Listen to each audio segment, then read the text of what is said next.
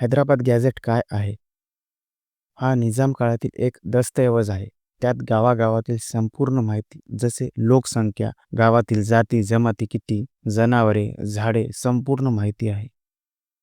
Gazetteer of the Nizam dominance हे त्याचे मूळ नाव.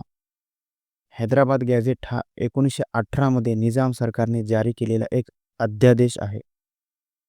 यात मराठवाडा, आंध्र प्रदेश, तेलंगणा आणि कर्नाटकातील भगत मराठा समाज बहुसंख्य होता, परंतु त्यांचा सत्ता आणि नोकऱ्यामध्ये सहभाग नगण्य होता. यामुळे निजामाने त्यांना राखीव जागा देण्याचा निर्णय घेतला. गॅझेटमध्ये मराठा आणि कुणबी यांना एकच समजले गेले आहे. यामध्ये हिंदू मराठा म्हणून ओळखून त्यांना शिक्षण आणि नोकरीत आरक्षण देण्याचा निर्णय घेतला आहे.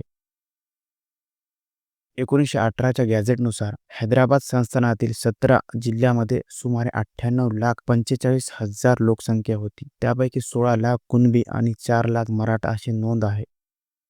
गॅझेटमध्ये मराठा समाजाच्या शैक्षणिक आणि सामाजिक मागासलेपणाची नोंद. गॅझेटमध्ये मराठा आणि कुणबी यांचा मराठा कुणबी असा एकत्रित उल्लेख केला आहे. शेती करणारा मराठा कुणबी असाही उल्लेख यात आहे.